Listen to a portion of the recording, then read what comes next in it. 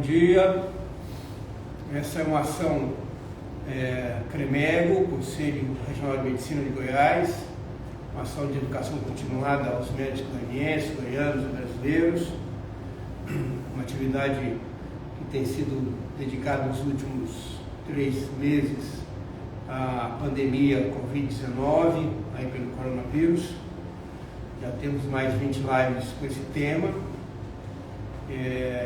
Estão todas essas lives arquivadas no YouTube e no Facebook do Conselho de Medicina, portanto, no site do Conselho Regional de Medicina. Queremos então agradecer aqui, estamos nesse momento no estúdio CREMEGO, preparado para esse fim. Agradecer a diretoria do CREMEGO, especialmente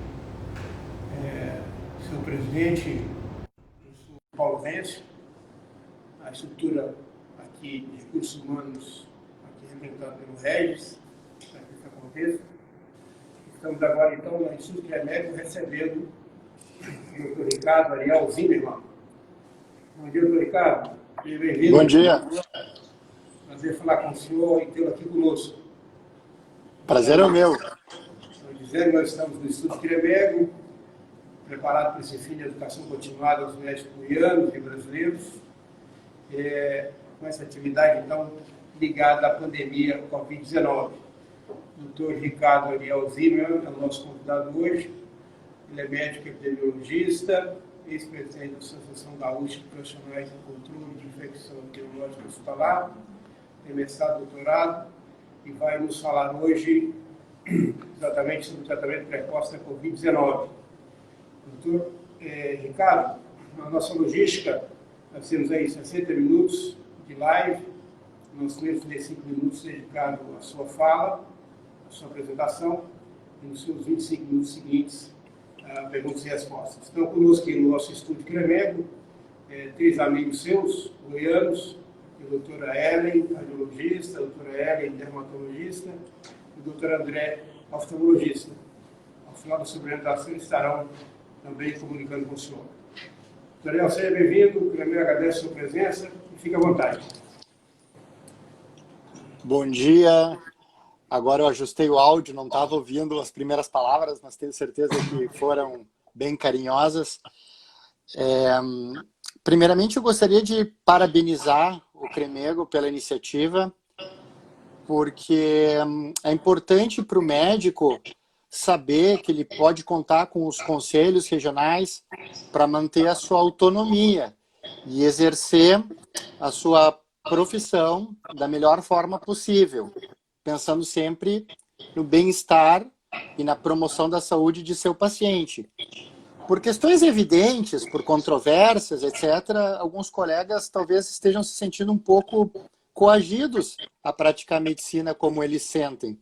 Eu não vou me estender na filosofia, mas Friedrich Hayek classificaria como coerção alguns atos que a gente tem assistido. Eu não vou tão longe, acho que pressões são normais e eu gostaria de enfatizar a importância dos conselhos para manter a tranquilidade nesse momento.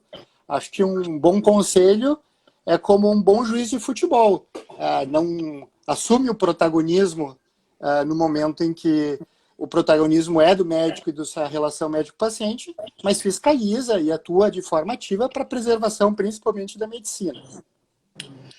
Bem, na verdade, o que me chamou a atenção em relação ao assunto de hoje, que é tratamento precoce, é mais uma refutação da questão que se colocou e que se impôs até um tempo atrás, do fechamento excessivo, da restrição excessiva à mobilização social, o que foi chamado de lockdown horizontal.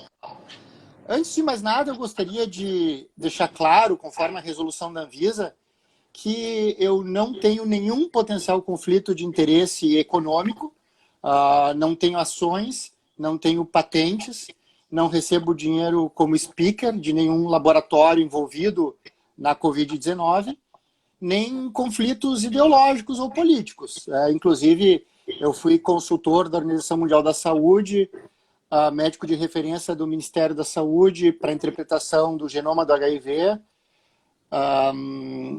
Fiz material para a Organização Pan-Americana da Saúde. Fui coordenador de guideline brasileiro, de protocolo da Anvisa, de prevenção de infecção de corrente sanguínea, tudo isso em governos de esquerda. Então, eu não tenho nenhuma orientação política, sou um técnico, faço a minha análise sistemática das evidências e apresento o que eu acho que é o mais adequado.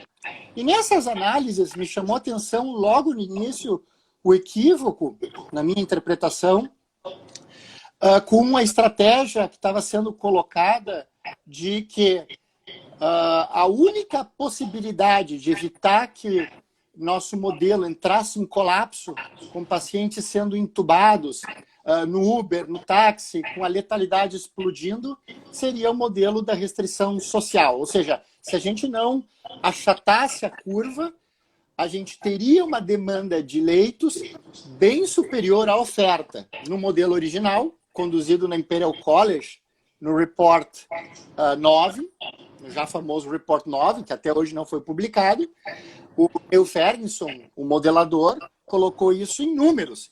Ele disse que apenas na Inglaterra 500 mil pessoas morreriam e nos Estados Unidos 2,2 milhões de pessoas morreriam se não se adotassem medidas de restrição extremamente intensas que incluíam fechamento de escolas, universidades, redução de pelo menos 75% na circulação das pessoas e quarentena dos doentes. Inclusive, ele chegou a dizer que modelos menos agressivos, como o chamado hoje lockdown vertical, deixando só os mais suscetíveis em casa, não conseguiriam ser suficientes.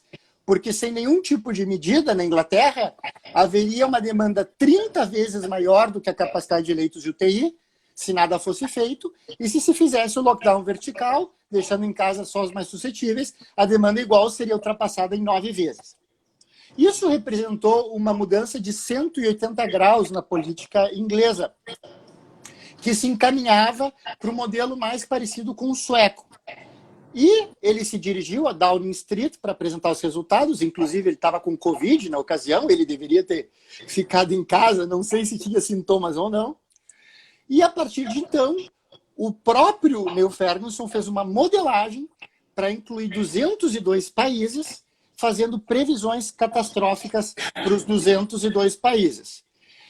Veja, isso fez com que houvesse uma reação de manada, colocando mais de 1/3 da população mundial num experimento nunca antes realizado, chamado de lockdown, ou algum grau de lockdown significativo. Minhas primeiras observações, que me chamaram muito a atenção no momento, e eu fiz um vídeo a respeito disso, inclusive meu vídeo foi parar na grande mídia como disseminador de fake news, é que o que acontece, ele fez uma modelagem equivocada e inverteu a lógica da boa epidemiologia. O que é boa epidemiologia? A boa epidemiologia vai a campo, determina a métrica, e uma vez que as métricas são conhecidas, faz projeções para saber o que vai acontecer. Aqui se fez primeiros projeções sem saber as métricas. E pasmem, quem ainda não conhece o trabalho, quem não leu, as métricas foram baseadas no influenza, no vírus da gripe. Pior, num vírus da gripe que verdadeiramente nunca se disseminou, numa hipotética disseminação do H5N1 entre seres humanos. Quando ele assumiu essa métrica, ele falhou em colocar coeficientes de dispersão adequados para a disseminação do vírus. Por que isso? Porque o coeficiente de dispersão da influenza, e vai ficar claro, isso não é complexo, gira em torno de 1. O que quer dizer isso? Quer dizer que se eu estou infectado, se João está infectado, se Maria está infectada, se o Ronaldo está infectado, se o José está infectado, todos nós transmitimos. Bom, se prevê uma pandemia com um modelo de dispersão tão alto, com tanta letalidade, faz sentido se adotar uma medida comunitária por igual, extremamente agressiva. Acontece que a gente sabia desde 2005, de um paper publicado no Nature, que não é assim que o coronavírus se dissemina. O SARS-CoV-1, que é 80% semelhante ao SARS-CoV-2 e tem uma disseminação muito parecida, na ocasião, demonstrou um coeficiente de dispersão, que é o coeficiente kappa, não de 1, mas de 0,16. E agora, os estudos confirmam que o coeficiente de dispersão do SARS-CoV-2 é de 0,1, menor ainda que o coeficiente de dispersão do SARS-CoV-1. Ou seja, o coeficiente de dispersão ele é 10 vezes menor do que o coeficiente de dispersão do influenza. Então, não é que eu, o Ronaldo, o José, a Maria, o Romualdo, disseminamos por igual. É que de todos esses 10 nomes que eu poderia citar, 1 ou 2 são os que mantêm a pandemia. 8 verdadeiramente não disseminam para ninguém. Ah, Ricardo, mas o Neil Ferguson colocou lá um R0 de 2,4. A doença não é extremamente infecciosa? R0 é o número reprodutivo básico. Se o R0 é de 2,4, quer dizer que eu transmito para 2,4 pessoas. E cada uma delas vai transmitir para 2,4, havendo um crescimento comunitário exponencial. Novamente, não conhecimento da biologia, não conhecimento do coronavírus. A gente não pode sentar num computador e fazer modelagem matemática sem conhecer o assunto. Porque o coronavírus, ele não tem um R0. Não existe R0 de 2,4. O coronavírus tem um R0 que se distribui de forma gama. Ou seja, daquelas 10 pessoas que eu citei, 8 têm um R0 abaixo de 1 e não transmitem para ninguém. Enquanto que aquelas outras 2 pessoas têm um R0 de 8, 10 e transmitem para 8 a 10 pessoas. Também por isso que muita gente afobadamente se confundiu, inclusive a Organização Mundial da Saúde, e achou que não haveria transmissão aérea. Ora, vírus de transmissão aérea, como varicela, tem um R0 de 10. Esse vírus tem um R0 de 2,4, então ele não pode ter transmissão aérea. Ele não tem R0 de 2,4. Ele tem um R0 que se distribui ao longo de valores, com algumas pessoas apresentando um R0 de 8 ou 10. Ele tem, sim, transmissão aérea. É isso que causa os clusters. É por isso que, no Diamond Princess, a maioria das pessoas se infectou quando estava dentro da cabine, isolada, no navio de cruzeiro, e só compartilhava em comum o ar.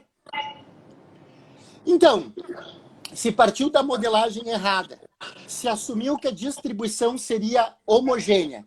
Um grande problema de se assumir que a distribuição é homogênea e que o coeficiente de dispersão é de 1, é que se coloca um limiar de rebanho muito alto.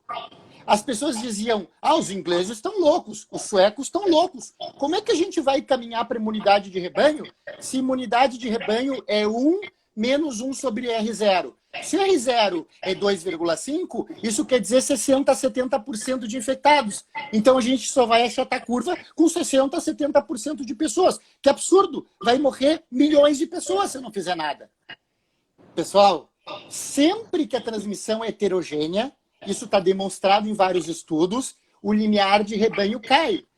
Essa fórmula de 1 menos 1 sobre R0 é baseada, é importada de modelos vacinais, onde a chance de eu ir me vacinar, da Maria ir se vacinar, do João ir se vacinar, do Ronaldo ir se vacinar, do Romualdo ir se vacinar, é a mesma. Quando a transmissão é heterogênea, ela depende da interconectividade social de cada um. Então, se um amigo teu está infectado e tu vai numa festa, num lugar fechado com teu amigo, a chance de tu estar participando de um evento de super spreader ou de tu te infectar é maior do que a minha, porque eu não fui nessa festa. Então, eu acrescento o componente de variância.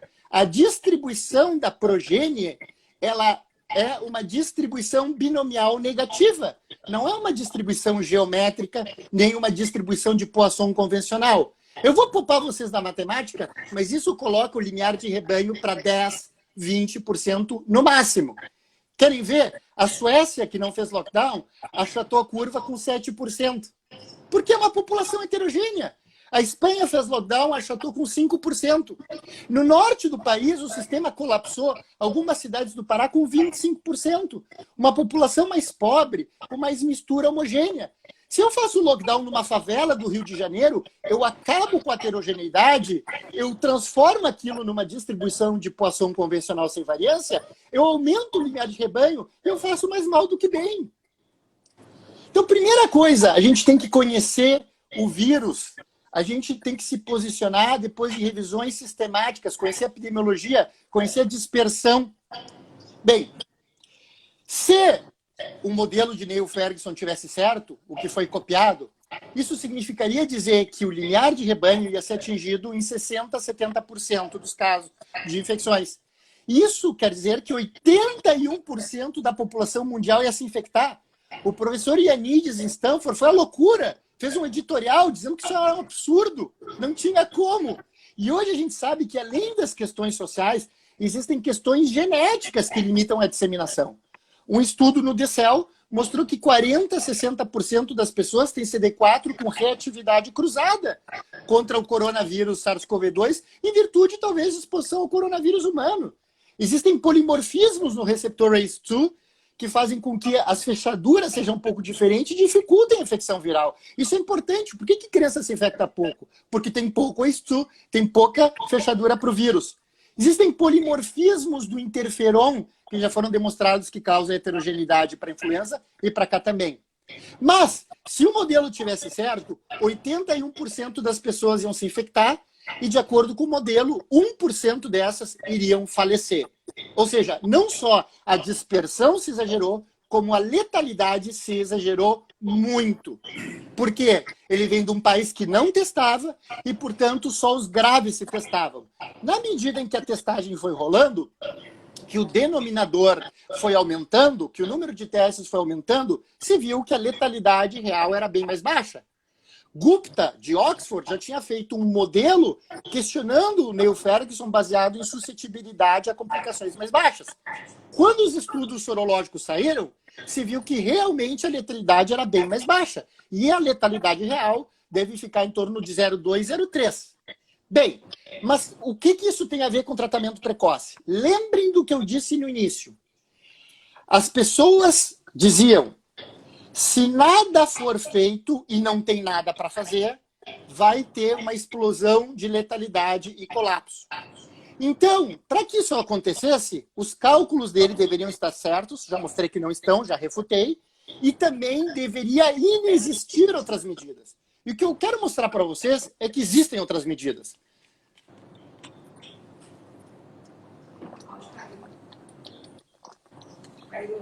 Perdão.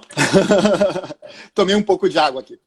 Bem, quais são essas outras medidas? Vejam vocês.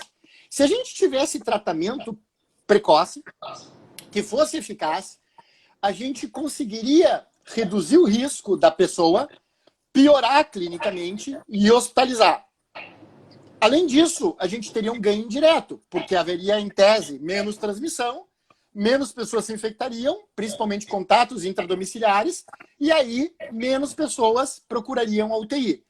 Então, um tratamento precoce que funcionasse reduziria a necessidade de demanda por leito de UTI e possibilitaria que a restrição social fosse menor, certo? Então, essa é a base teórica do tratamento precoce. A questão é, o tratamento precoce funciona ou não? Bem, eu ouvi um colega dizer assim: eu não sei se o tratamento precoce funciona, mas eu sei que tem muita gente torcendo para que ele não funcione. Eu não acredito que isso seja verdade. Eu não sou adepto de terapias de conspiração, nem nada disso, mas do jeito que a literatura está sendo interpretada, a gente fica meio desconfiado, porque ela está sendo interpretada de forma muito distorcida. Bom, em particular, eu vou fazer ao contrário e vou trazer 2 estudos recentes que foram encarados por alguns como sepultamento definitivo do tratamento baseado com hidroxicloroquina. Um deles foi publicado no Annals of Internal Medicine, uma revista de extremo prestígio, certo? Que incluiu 491 pacientes. Não na análise, mas 491 pacientes. E esses pacientes tinham menos de 4 dias de sinais e sintomas.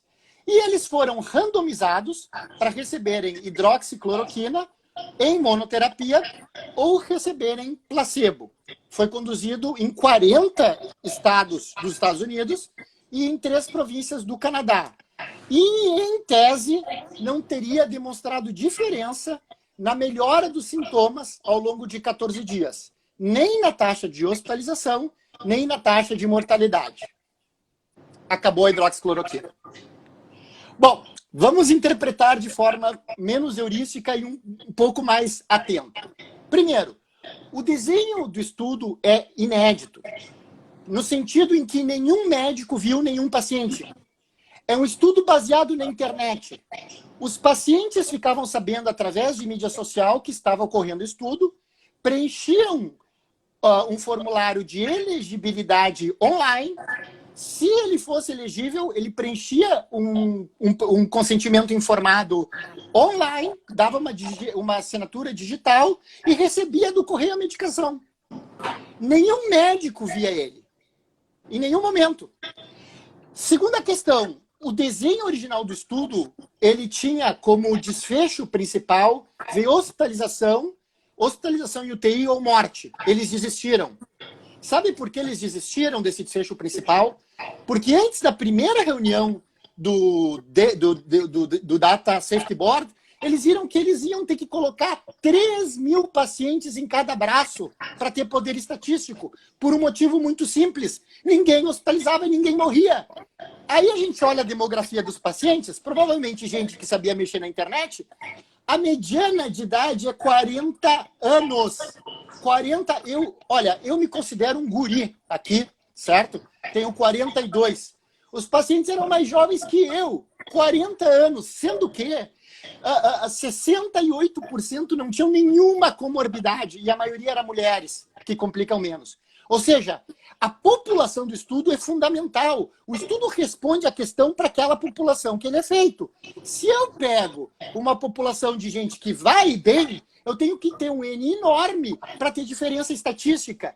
E vejam, no entanto, que se eu olho o forest plot do estudo, todas as bolinhas favorecem a hidroxicloroquina. E no subgrupo de pacientes que utilizaram mais de 75% das medicações, ou seja, quem pela internet fez o que se recomendava, houve diferença no desfecho melhora clínica.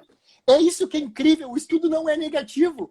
É um estudo extremamente enviesado, sem poder para demonstrar o que eles queriam demonstrar. Eles mudaram o desfecho no meio e, mesmo assim, em quem tomou a medicação, houve diferença clínica. Isso usando hidroxicloroquina em monoterapia, que não é ótimo. A gente propõe o uso de hidroxicloroquina com azitromicina e com zinco, talvez com ivermectina. Essa é a base do redirecionamento das drogas. Redirecionamento das drogas é quando as drogas são imperfeitas, elas não foram desenhadas para aquilo. A gente está numa pandemia, a gente pega o maior número possível que demonstre sinergismo in vitro para ver se tem uma ação em vivo depois. A gente não desmonta o esquema, dá para a gente com baixa taxa de complicação e acha que vai fazer diferença. Aliás, para vocês verem como isso é interessante, isso já tinha sido previsto pelo Vladimir Zev-Zelenko em Nova York. No preprint que está disponível dele, ele só tratou em primary care, em atendimento primário, quem tinha mais de 60 anos, quem tinha comorbidade ou que estava multissintomático. Esses pacientes desse ensaio clínico não teriam sido tratados pelo Zev-Zelenko. Porque no grupo placebo, a letalidade foi 0,4%, que é o que se espera nessa faixa etária. Eu também acho esse estudo valioso pelo seguinte: se a letalidade entre quem é jovem e produz é realmente tão baixa, por que defender o lockdown da população produtiva? São atentados à lógica. A gente sabe, vou puxar um pouquinho da filosofia de novo, a gente sabe que certas filosofias admitem que não existe contradição. Quando a gente se depara com uma contradição, a gente está confessando um erro de raciocínio. Se a gente se mantém na contradição, a gente está se exilando de vez do império da razão. Qual é a contradição aqui? A contradição é que quem é um leão na hora de ler as evidências de hidroxicloroquina parece um gatinho na hora de ler as evidências inexistentes do lockdown. A gente tem que ser sério, a gente tem que fazer as coisas com um peso e uma medida. Bom, teve um outro estudo que também foi celebrado pelos defensores do não tratamento precoce, que foi publicado recentemente, que mostra que, esse foi menor ainda, teve menos de 300 pacientes, esse é randomizado, mas aberto, o uso, de novo, da hidroxicloroquina em monoterapia, e não da associação, não se associou a sequer desfecho virológico de vantagem. De novo, se a gente olha a população, era uma população que tinha como mediana de idade, não 40, mas 41 anos, ainda mais jovens que eu. 68% eram mulheres, que se comportam melhor, e metade tinha comorbidades. De novo, pessoas que não entrariam na corte do Zé Zelenko. Mais uma vez, o que a gente quer, quem está a favor do tratamento precoce não quer obrigar o colega a tratar precocemente seus pacientes. Simplesmente quer poder fazer uma estratificação, raciocinar, pesar risco-benefício e seguir o melhor que está escrito. Porque para contrapor essas evidências, a gente tem a própria corte do Zé Zelenko, que eu já falei, que demonstrou uma redução de hospitalização de 86% entre pacientes com algum desses fatores. Vejam que o Zelenko não tratava 62% dos pacientes.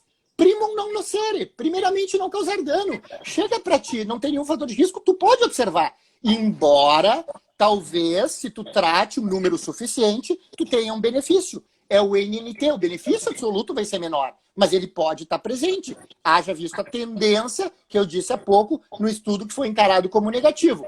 Aliás, o que reduz ainda mais o poder daquele estudo, que eu não mencionei, é que só 58% tinham Covid-19, certo? O resto tinha contato, mas não tinha sequer PCR confirmado, o que reduz mais ainda o poder do estudo. Temos também a corte do Didier Raoult. Eu vejo o Didier Raoult, é que as pessoas caíram no mundo do coronavírus ontem. Eu vejo o Didier Raoult ser zoado porque tem cabelo comprido, olhoso, sei lá o quê. O Didier Raoult tem mais de 2.300 PubMeds. Ele tem um gênero inteiro de bactérias nomeado por ele, que é a Rautella plantícola, Rautella mitolítica, causa infecção, antiga Klebsiella, chama Rautella por causa dele. Multipremiado, ele demonstrou que a letalidade do coronavírus humano é igual à letalidade do SARS-CoV-2, com a revisão de mais de 10 anos de PCR de coronavírus humano.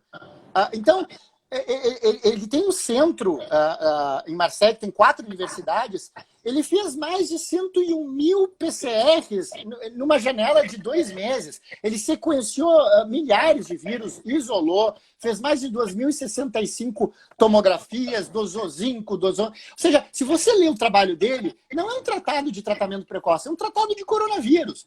E ele demonstrou uma redução de 62% no risco de internação com a associação de hidroxicloroquina à azitromicina. Bom, ainda temos o trabalho do Henry Ford, que é um trabalho muito interessante, conduzido em Michigan. Como vocês sabem, Detroit é uma zona, e os arredores, é uma zona muito empobrecida pelo desmonte da indústria automobilística. Aliás, recado aos fanáticos pelo lockdown, desmontar a economia causa morte, e isso é baseado em evidência. Tem o trabalho do Lancet Global Health, mostrando que a cada percentual de aumento de desemprego tem aumento de 0,75 mortes por 100 mil habitantes no Brasil. O jeito que a gente reage ao desemprego não é o mesmo jeito que país rico reage ao desemprego, pela questão do welfare. Então, a gente está matando gente, sim, quando a gente adota restrições sociais muito grandes. Isso tem que ser colocado para a população.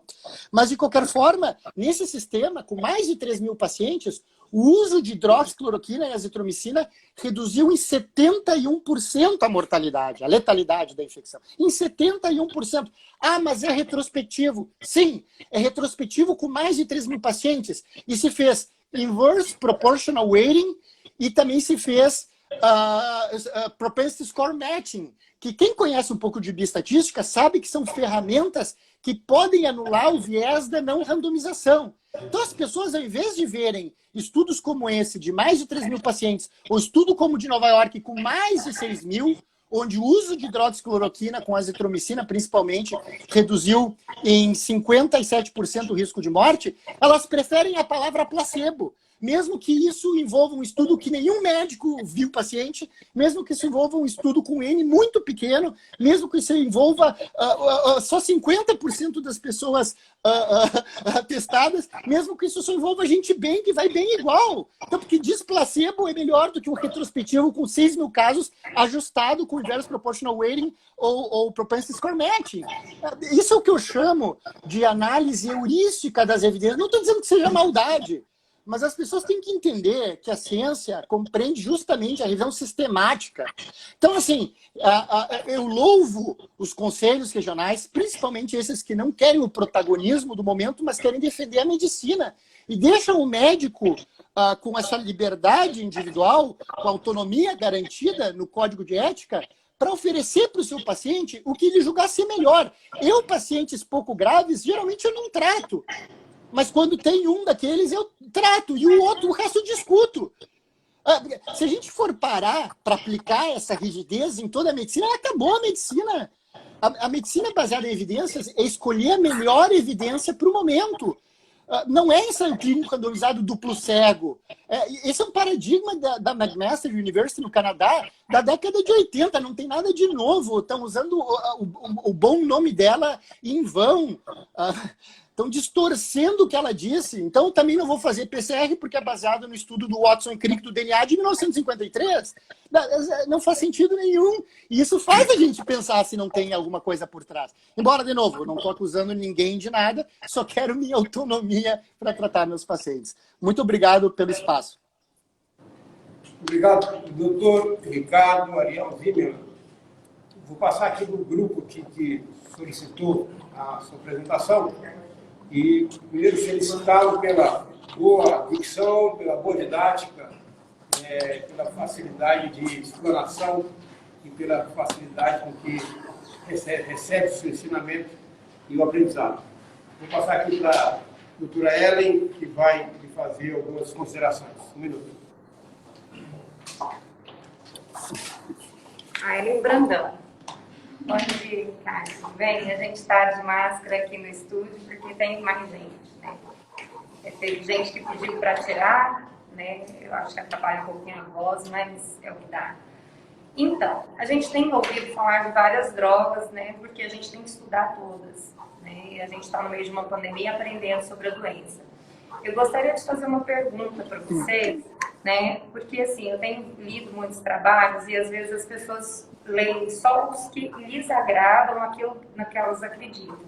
E eu ainda estou formando meu conhecimento, como muitos colegas, e estou aberta, né, a aprender mais sobre a doença.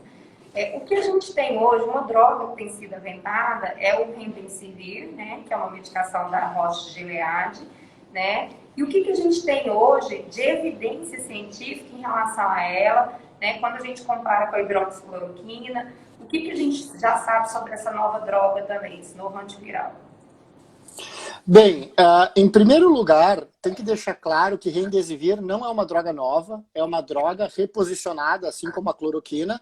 Aliás, in vitro, em modelos bem aceitos de células Vero E6, ela é menos potente que a hidroxicloroquina. O Remdesivir, estruturalmente, quem conhece o tenofovir, quem trata o HIV, é uma droga parecida com o tenofovir, é uma prodroga.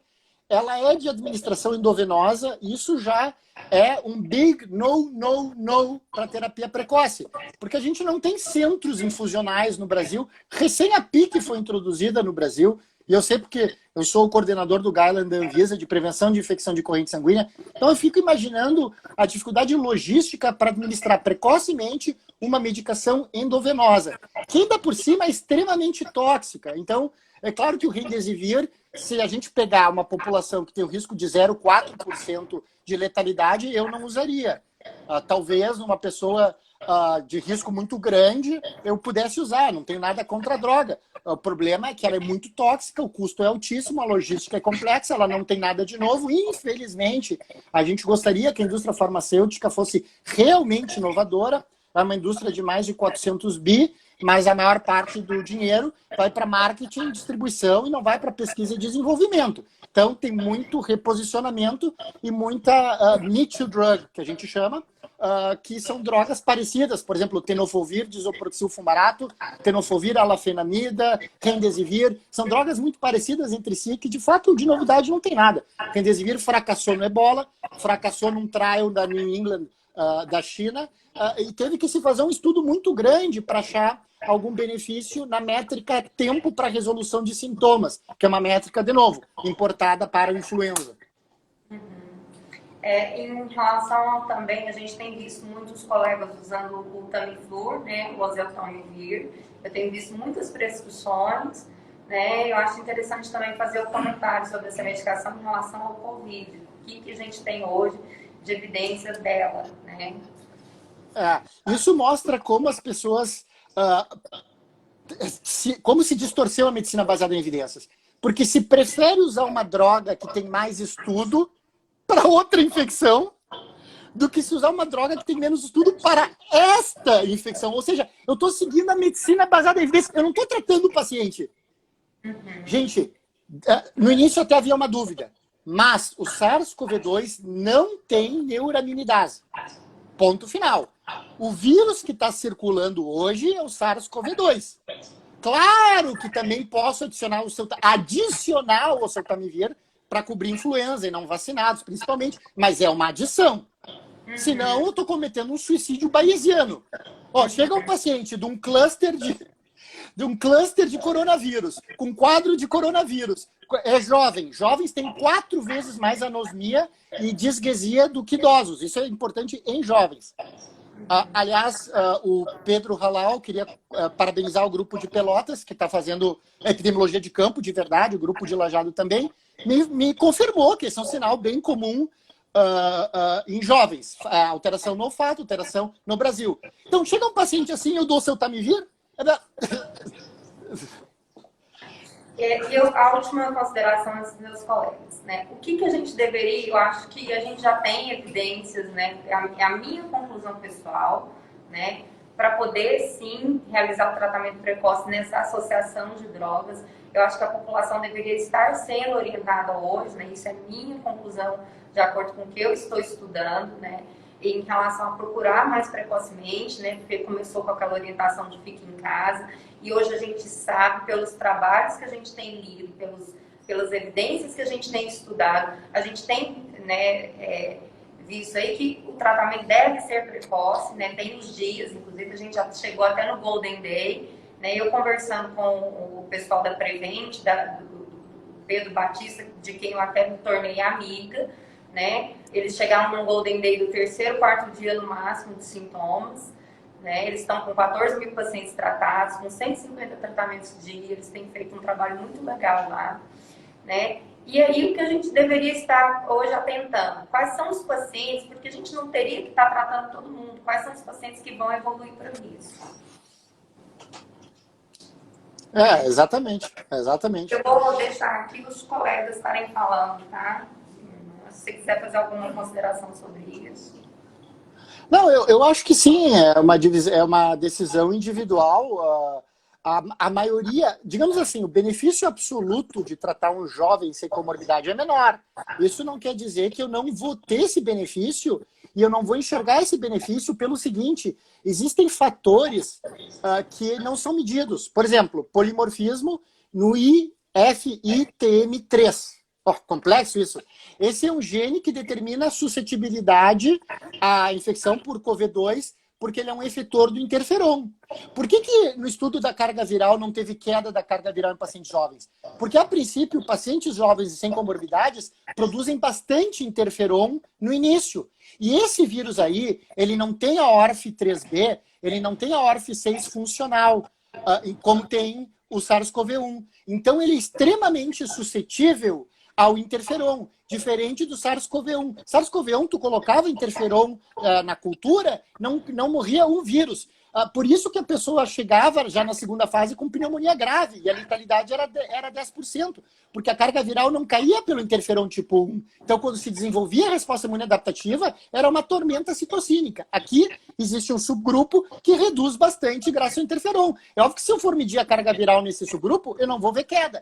Mas lá pelas tantas, tu não tratou 30, tu tratou 100 pacientes, e aparece algum que tem esse polimorfismo que tu não mede. Esse tu vai salvar. O benefício absoluto é menor, mas do ponto de vista individual, certamente tu vai ajudar essa pessoa, mesmo que tu tenha que tratar mais delas para ter um benefício.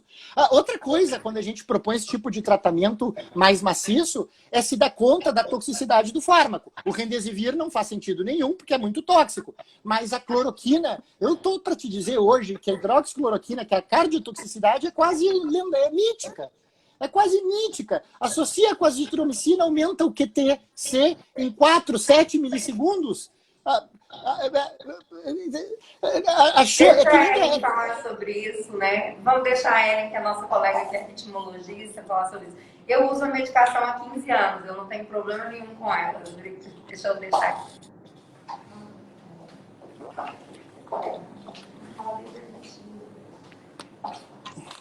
Doutor Ricardo, bom dia.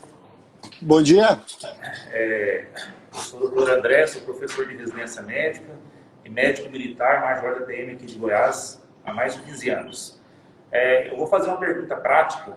Primeiramente, agradecer ao senhor pela oportunidade, né? E vou fazer uma pergunta prática, eu acho que é dúvida para todos, né? Os colegas profissionais, não profissionais da área de saúde, em relação da associação da ivermectina no tratamento precoce, juntamente com a hidroxicloroquina, a azitromicina e o zinco. Essa é a primeira pergunta. A pergunta seguinte que está aparecendo aqui, o senhor citar para nós algum trabalho randomizado, já que a grande discussão está em relação a essa questão do trabalho randomizado para o início do tratamento com hidroxicloroquina. Bem, respondendo, a ivermectina, saiu aquele trabalho australiano que mostrava que quando adicionada in vitro, reduzia em 5.000 vezes a concentração do vírus e reduzia, no geral, em 98% ou mais a quantidade de vírus no modelo de células que eu citei. O grande problema disso é que isso ocorria em concentrações micromolares. E o nível que a gente atinge com doses convencionais é um nível mais para nanomolar. Então, eu não recomendaria o uso de ivermectina sozinha. Eu acho que a ivermectina pode ser um adjuvante interessante à azitromicina e hidroxicloroquina. Por que eu digo isso? Porque se a gente já tem outras drogas que vão reduzindo a carga viral, talvez a ação adicional da ivermectina seja relevante. Inclusive, o ICOM, que é um estudo americano, mostrou isso. Pacientes com Covid-19, no subgrupo de pacientes mais graves, a adição de ivermectina ao esquema, porque 82% ou mais estavam usando hidroxicloroquina e azitromicina. Então, a adição de ivermectina ao esquema se associou a um benefício ainda maior. Como a ivermectina é, de novo, desprovida de toxicidade, tem dados de segurança com 2.000 microgramas dia, eu acho interessante associar na fase inicial, nos 2 primeiros dias. Vamos lembrar que a ivermectina já foi dada em mais de 500 milhões de doses na África para tratamento de oncocerca volvus, que é a principal causa de cegueira, a cegueira do Rio, e sem toxicidade. Mas tem casos de toxicidade? Sim, se você tiver uma filária chamada Loa-Loa, que não existe no Brasil, a filária morre por causa da ivermectina e tem reação inflamatória, mas isso aí não é toxicidade da droga. Agora a ivermectina virou tóxica. Pode ser uma idiosincrasia. Por exemplo, cachorros da raça Collie não devem usar ivermectina, porque eles não metabolizam ivermectina. Eu não conheço esses genes de raça Collie em humanos. Pode ser ignorância minha. Eu nunca vi nem li dar problema nenhum com o uso de ivermectina em seres humanos. E essa segunda pergunta é em relação ao trabalho randomizado, em relação ao tratamento com hidroxicloroquina. Qual dos que eu citei? As pessoas comentam que tem um trabalho randomizado ainda, aquela questão toda. Sim, entendi. Não, isso não é verdade. Na verdade, existem 5 ensaios clínicos randomizados. Desses 5, tirando esse novo, que eu já refutei, desses 5, 3 têm resultados positivos, são todos estudos pequenos, né? E é surpreendente para mim que de 5, 3 tenham resultados positivos, sendo que aconteceu algo muito curioso. 1/4 tinha tido resultado positivo, que é o do Tang. Esse resultado foi positivo na versão pré-print, mostrando uma redução de 8 vezes no risco de sintomas. Para British Medical Journal aceitar, eles fizeram os autores tirar essa análise e mudar a conclusão. A conclusão era: hidroxicloroquina reduz em 8 vezes o risco de sintomas. E a conclusão passou a ser: hidroxicloroquina não tem efeito. E eles alegaram que tinha que tirar porque o N era pequeno. Ora, isso é um estelionato epidemiológico. O N pode ser pequeno. Se você encontra a diferença, aumentar o N 1000 vezes não vai aumentar a relação causal. O problema do N pequeno é não achar a diferença. Obrigado, senhor. Tá?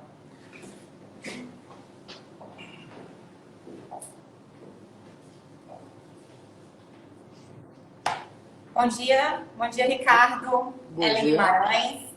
Queria te agradecer imensamente por você nos proporcionar essa live com um conteúdo científico tão rico. A gente está muito feliz por isso.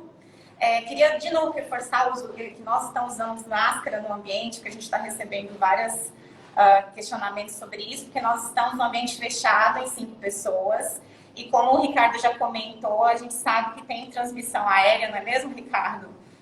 Então a gente optou pelo uso das máscaras. Eu sei que atrapalha um pouco o áudio, mas enfim. Antes de eu fazer a pergunta, Ricardo, eu sou arritmologista, queria só reforçar a questão da segurança do uso da hidroxicloroquina, mesmo associada à azitromicina. A gente já tem estudos de segurança mostrando isso, inclusive não em fase precoce, em fase tardia, que nós temos algumas complicações. Estudos no Circulation mostrando um aumento de uma mediana de 18 milissegundos, aumentando para no máximo 434 milissegundos o QT corrigido. A gente também, o estudo de Manaus, né, tão fatídico, eu falo que o que eu retiro dele é a segurança da droga, porque nos grupos que tiveram o uso da droga em baixas doses, que é o que a gente utiliza, a gente não teve nenhum torsazepam e também a gente teve um paciente somente com QTC acima de 500 milissegundos. Então, passando dessa questão e voltando ao tratamento precoce, eu vou passar, na verdade, perguntas que a gente viu durante a live. Uma delas é a questão da gestante infectada. Nós tratamos e como tratamos? Como qualquer tratamento em gestante, tem que pesar o risco-benefício. Eu gostaria de lembrar que esse vírus, ao contrário do influenza H1N1, não parece ser mais grave em gestantes. Então, eventualmente, uma gestante jovem, sem comorbidade, pode ser acompanhada. Mas as drogas não parecem ser tóxicas na gestação.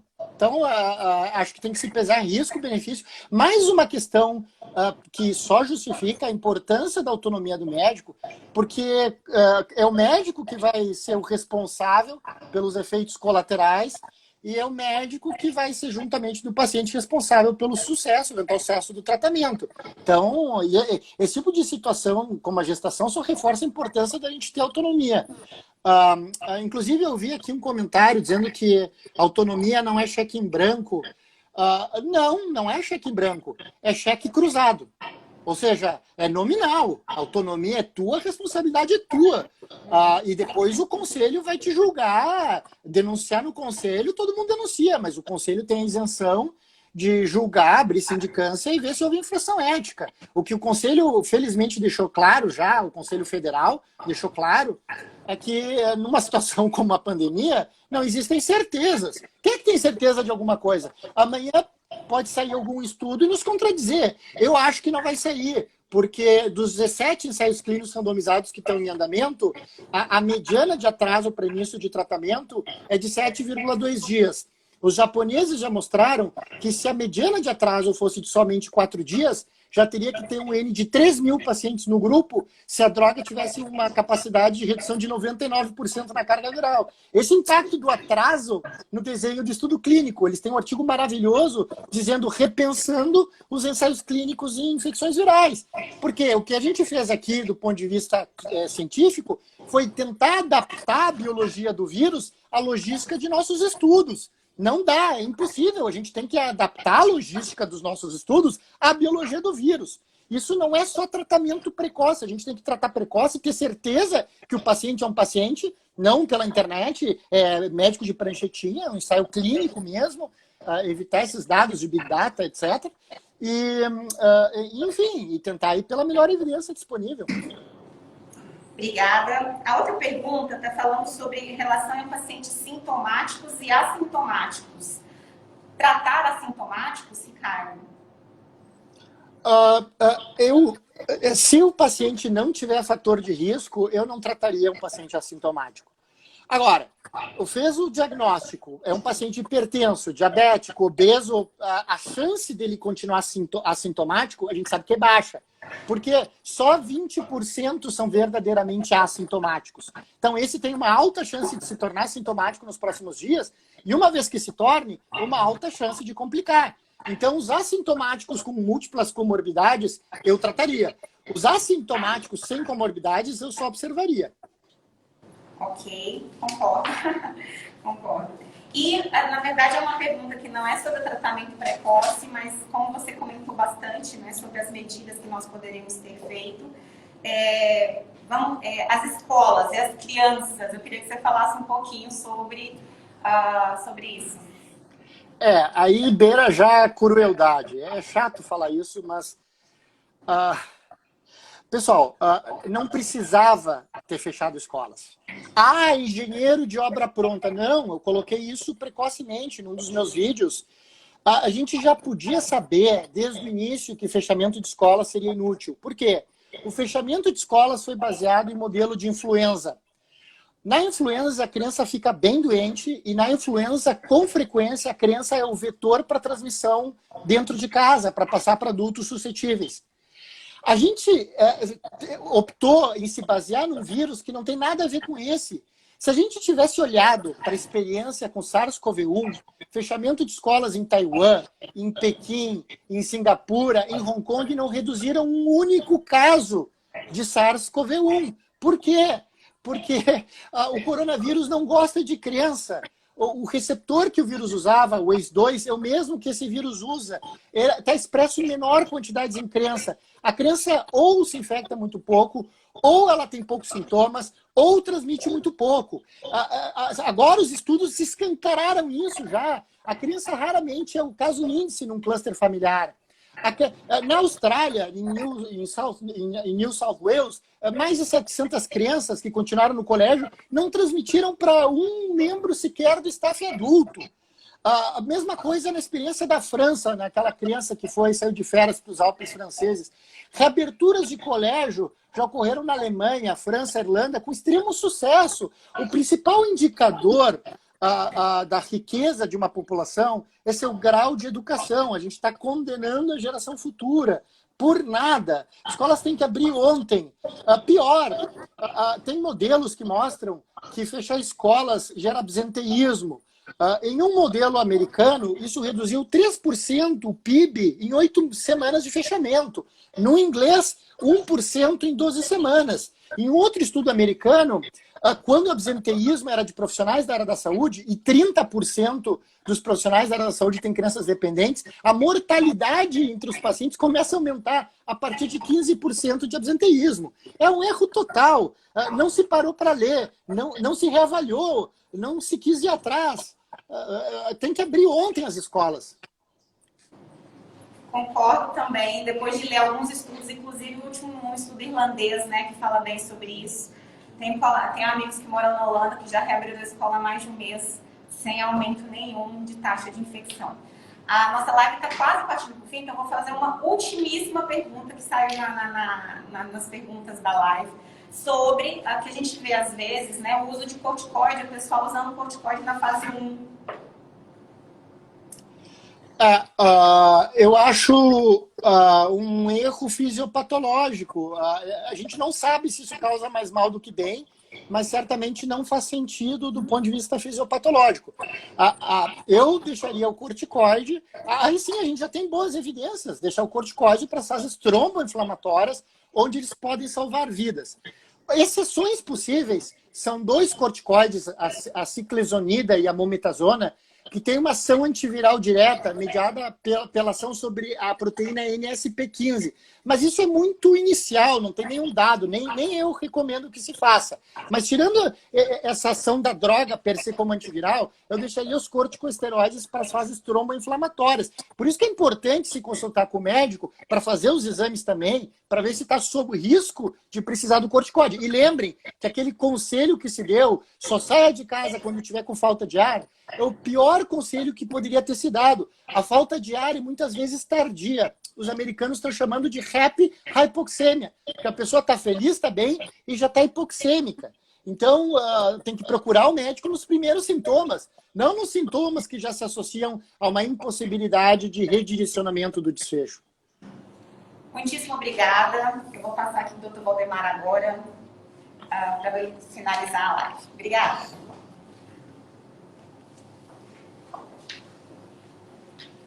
Oi, Ricardo. Estamos aí a quase 4 minutos do nosso final. Agradecer a sua presença, agradecer aqui o CREMEGO pela disposição dessa comunicação, desse estúdio, aí a sua diretoria, na pessoa do seu presidente, e todos os seus 42 conselheiros, o presidente professor Paulo Vence, toda a parte de recursos humanos aqui do CREMEGO, Regis, Tiago, Rosane, Bruno, e nós temos mais 4 minutos, vou passar ao Dr. Ricardo para que ele possa fazer as suas considerações finais, e fica aqui o nosso agradecimento pessoal e institucional pela sua disposição e pela sua apresentação. Ricardo, à vontade, por favor. Bem, eu acho que é muito importante reforçar que essa é uma doença para todos os médicos se informarem e ajudarem e tratarem, seja para esclarecerem seus amigos, tranquilizarem seus parentes, ou até no fronte. Um título de infectologista não ativa nenhuma enzima sabitudase que faz a pessoa saber tudo. Eu fiz residência em infectologia, iniciei meu doutorado na Federal, mas não concluí, e era em pneumocistose, que não tem nada a ver com o assunto atual. O background não importa se você fez infectologia, eu até acho que o mais importante é o médico primário, o médico de família. Esse que vai pegar os pacientes no início, esse que a gente tem que instrumentalizar com informação de qualidade. Como os intensivistas veem um médico ou veem um paciente morrer, eles às vezes são colegas maravilhosos, mas eles têm uma tendência, um viés a se posicionar mais a favor do lockdown. Então o que eu peço para toda a classe médica é que revise todas as evidências de forma sistemática, sem vieses econômicos, sem vieses políticos, e tente oferecer o melhor para quem está na sua frente. E agradeço os conselhos por defenderem essa autonomia, que é uma autonomia com responsabilidade. Quem dá notícia para o paciente, quem dá notícia para o familiar, é quem tem que ser responsabilizado. Isso é uma coisa bioética, não é uma sociedade, uma associação. Não, é o médico. Ok, doutor Ricardo, muito obrigado pela participação. Até a próxima e um forte abraço.